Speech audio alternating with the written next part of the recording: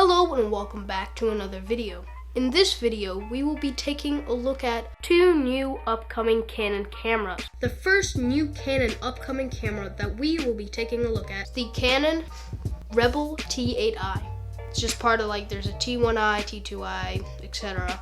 And then the latest one was a T7i, and I believe the T8i will be released in April of 2020. The T8i has 24.1 megapixels.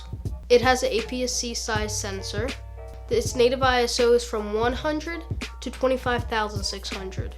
Its extended ISO ranges from 100 to 51,200 ISO. It can go up to 1/4000th of a second, or shutter speed, and it has an optical viewfinder and flip screen that usual Canon cameras have. The T8i will have dual pixel CMOS AF, so otherwise known as dual pixel autofocus, which is very well known for the video industry.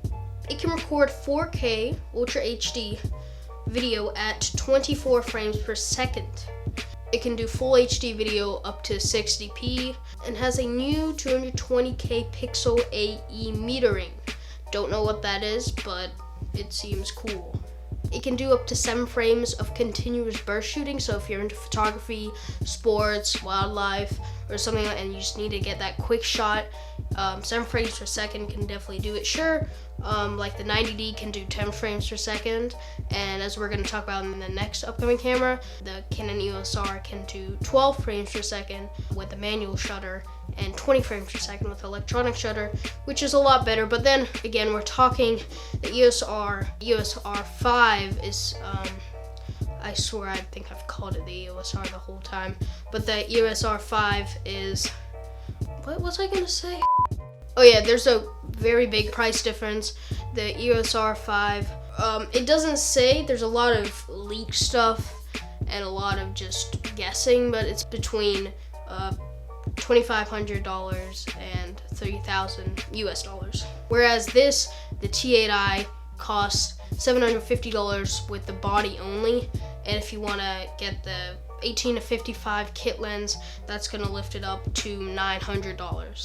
The T8i has an EFS mount, has 45 autofocus points, same with the 90D, so that's pretty cool that they have that. If I read correctly, on the Canon website under the specs on the Canon T8i, it says if you record in full HD at 24p, you can get up to 9 hours of battery life on just one battery, which is really good. So I don't know if that's actually gonna happen. You can also record 4K at 24p for 1 hour and 45 minutes or something like that, and you can record up to full HD and 60p for around 2 to 4 hours.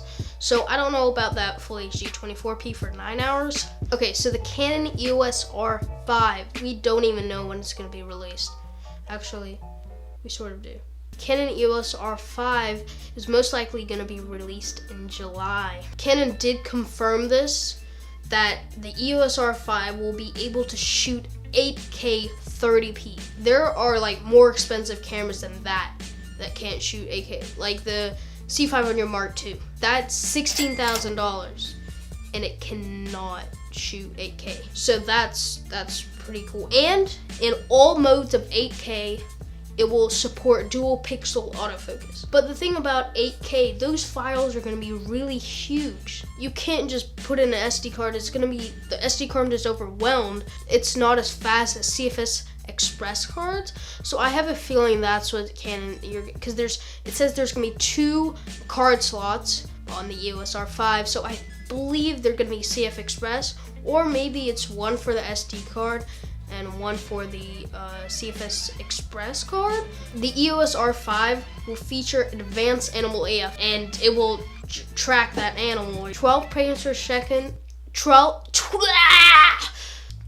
frames per second shooting with the manual shutter, and 20 frames per second with the electronic shutter. Canon has confirmed that the EOS R5 will have IBIS, or in-body image stabilization.